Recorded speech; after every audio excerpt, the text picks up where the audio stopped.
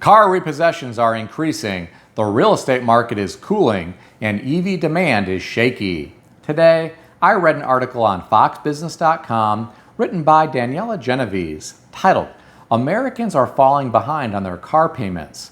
The author referenced data from Cox Automotive, which revealed the volume of repossessed vehicles at Manheim auctions, the largest wholesale marketplace, is up 23% year over year through the first half of 2024. They are also up 14% compared with the same period in 2019. Well, my friends, this is very interesting and disturbing at the same time. I feel bad for people who are losing their vehicles to repossession. Back in the Wild West, it was hard to get around without a horse. Today, it's hard to get around without a car. Not all cities have great public transportation. For people who need transportation to get to and from work, they may have to rely on the generosity of coworkers for rides until they can figure out how to get another car. If you let your vehicle get repossessed, this is going to impact your credit. Good luck financing another vehicle unless you are planning to do so at a buy here, pay here lot with sky-high interest rates. You'll also be overpaying for the vehicle in most cases. While I feel bad for people who have had their vehicles repossessed, there is some good news in all of this. Manheim is going to make more money from each vehicle that they sell through the auction lanes. These are dealer-only auctions. When I sold cars years ago, I had an ID badge and an account at Manheim, which allowed me to buy and sell cars at Manheim. I got to know some of the auctioneers and several of the wholesalers from different dealerships. These are fast-paced auctions. They have multiple lanes going at the same time, and each vehicle is only in front of the auction block for a very short amount of time. Sometimes it's less than a minute or two. Then the car rolls out the door and the next vehicle rolls in. These are huge auctions, and the lots are full of all types of cars and trucks. Depending on what happens with all of the repossessions mentioned in today's article, dealers may be able to get their hands on some new inventory that they can sell. If these repos start flooding the market, maybe the used vehicle market will come back to normal for once. It's been crazy what some used car dealers have been charging for worn-out vehicles. Getting back to the article, the author once again referenced Cox Automotive data, which was obtained from Equifax, which revealed that defaults are up 11% during the first half of the year compared with the same period in 2019. Well, my friends, this gives us some insight into what is happening with the real economy. All of this is happening when our economy is supposedly booming. Imagine what type of repossessions we might be hearing about if our economy takes a turn for the worse. Unemployment is still relatively low.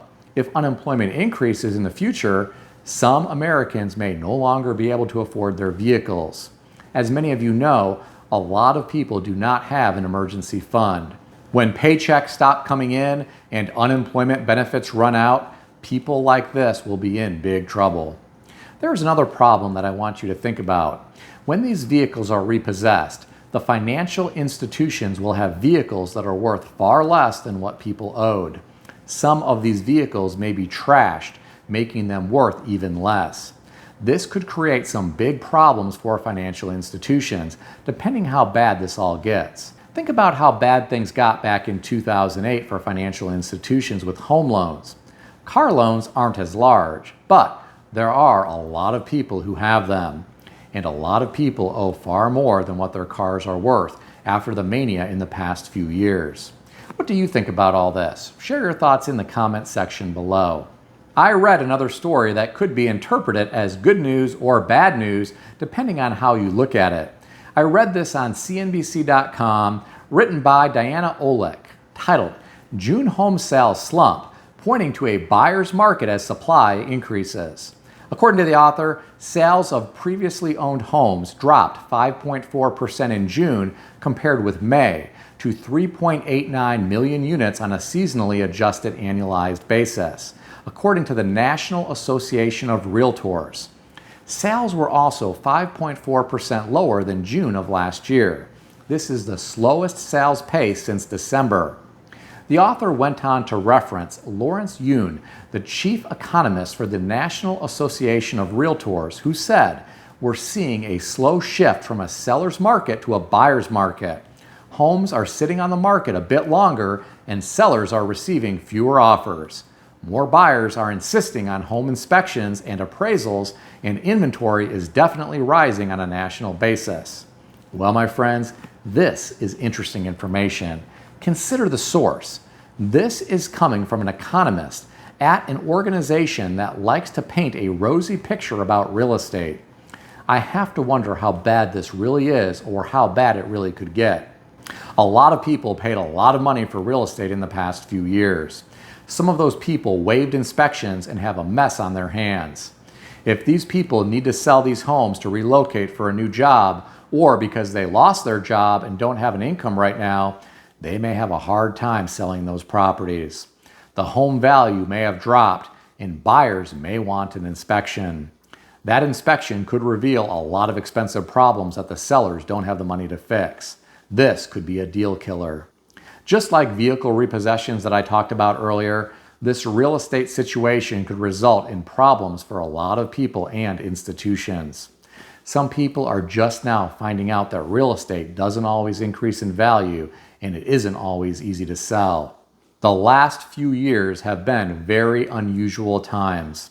I'm afraid there may be a price to pay for all of the exuberance in the real estate market in recent years. But what do I know? I'm just some guy on YouTube. What do you think? Share your thoughts in the comments section below. It's not just the real estate market that is slowing. I read an article today on yahoo.com put out by Jalopnik and written by Owen Bellwood titled, "GM Slashes Electric Targets by 50,000 Cars as EV Growth Slows." According to the author, in response to struggling demand for electric models, automakers like VW and Ford are responding by delaying new EVs, pushing back factory expansions, and lowering targets. Now, General Motors is the latest to jump on this particular hype train, slashing 50,000 EV sales from its latest forecasts and committing to keeping some gas-powered models on sale for longer than initially planned. Well, my friends, it appears as though all of the excitement surrounding electric vehicles is starting to fade. In my opinion, it is a good thing that GM is keeping some gas-powered models on sale for longer than initially planned.